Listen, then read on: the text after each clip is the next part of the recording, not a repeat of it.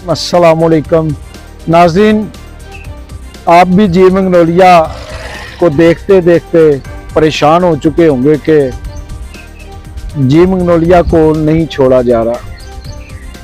जब आप कोई रिहाइश खरीदते हैं अपने ख्वाब पूरे करने के लिए, घर बनाने के लिए, तो आप अपनी सारी ज़िंदगी की बाज़ जमा पूंजी अपना घर बनाने पे लगाते हैं।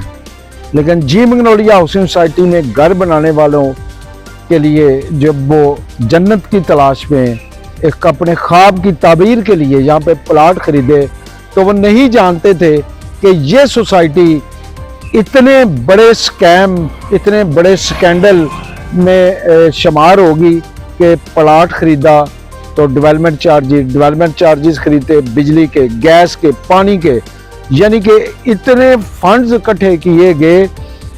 और उन फंड्स को लेके जब यहाँ पे शिफ्ट हुए तो कई कई सालों तक गैस नहीं, जो अब तक मौजूद नहीं, बिजली भी नहीं। ये जिस जगह हम खड़े हैं ये रोज़ ब्लॉक कहलाता है। रोज़ ब्लॉक GDA से रजिस्टर्ड नहीं है, और GDA से जो चीज़ रजिस्टर्ड नहीं होती वहाँ पे कोई अदारा अपनी सहूलत देने के लिए तैयार नहीं होता जब तक GDA की तरफ से NOC ना मिल जाए। हमारी जब GDA से बात की तो उन्होंने यही कहा कि तो हमने कोई NOC नहीं दिया जो GDA से अप्रूव्ड ब्लॉक नहीं है।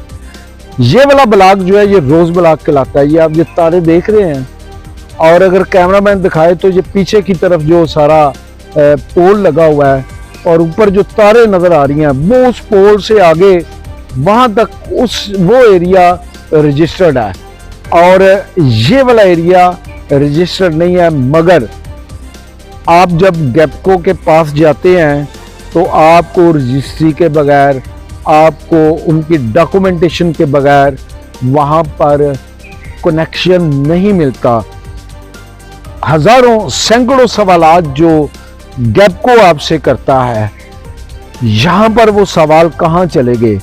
NOC नहीं, रजिस्टर्ड नहीं, लेकिन एक ट्रांसफार्मर से जो सारी ये पीछे आप देख रहे हैं कि जो तारे जा रही हैं, ये पूरे अनरजिस्टर्ड ब्लॉक को यहाँ पर बिजली प्रोवाइड की गई है। जो रजिस्टर्ड हैं, जिनके लिए ट्रांसफार्मर लगाया गया है, जब वो बिजली अपनी जलाते हैं तो पूरे उनको जो वोल्टेज है वो मिलते ही नहीं। उसके ना मिलने की वजह के आगे थ्रू आउट ये गैर फितरी तौर पर, गैर अखलाकी तौर पर और गैर कानूनी तौर पर ये बिजली उन रिहायशों को दी गई जहां पर वो अनरजिस्टर्ड प्लाट थे GDA की तरफ से। जब इस पे एक्शन लिया गैपको ने, तो गैपको ने एक्शन जब लिया तो ये नोटिस जो हैं इन रिहायशियों को मिले, जबकि जो इंतज़ामिया, सोसाइटी इंतज़ामिया है, उसको कोई नोटिस जारी नहीं किया गया। और रिहायशी इस बात पर परेशान हुए कि कसूर जो है वो हमारा ही है कि हम इस सोसाइटी में रिहायश पजीर होने के लिए आए। बहुत सारे सवालात हैं, तो इंशाल्लाह जी मंगनौलिया के हवाले से आपको इतने स्कैम बताएंगे कि आप ज़रूर सोचेंगे कि यहाँ पर प्लाट खरीदना चाहिए या नहीं। नई इंतज़ामिया में जो 2 मोहरे यहाँ पर भेजे गए, इससे पहले मुजाहिर बेग हमने पहले भी बात की, उसके बाद यहाँ पे जो मुंशी हैं पटवारी के, वो भी साबका कोई पटवारी हैं, उनको बतौर एडमन लगा दिया गया। और जो मुनीर साहब हैं डायरेक्टर एडमन लगा दिए गए।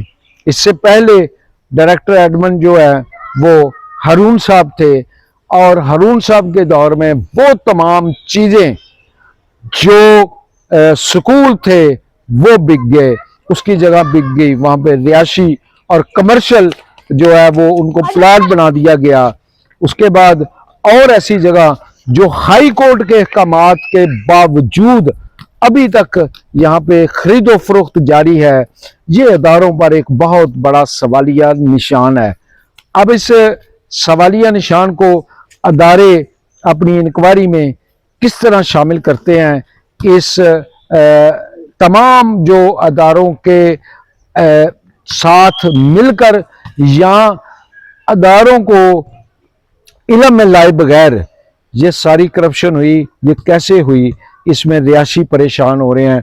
इसमें जो डे फर्स्ट से प्रॉपर्टी डीलर हैं वो सोसाइटी की हालत देखकर वो परेशान हो रहे हैं, क्योंकि प्रॉपर्टी डीलर्स तो खरीदो फरोख्त नहीं कर रहे, काम नहीं है। लोग जानते हैं कि सोसाइटी की क्या सूरत हाल है, लेकिन जो यहाँ के डायरेक्टर्स हैं, जो इंतज़ामिया है, वो अपने प्लाट खरीद भी रही है और बेच भी रही है। तो मिलते हैं इंशाल्लाह अगले किसी प्रोग्राम में। जी मंगनोलिया के हवाले से हम आपको बहुत कुछ बताएंगे, इसकी करप्शन, इसकी बेतदालियों, बेज़ाब्तगियों और माली करप्शन के साथ।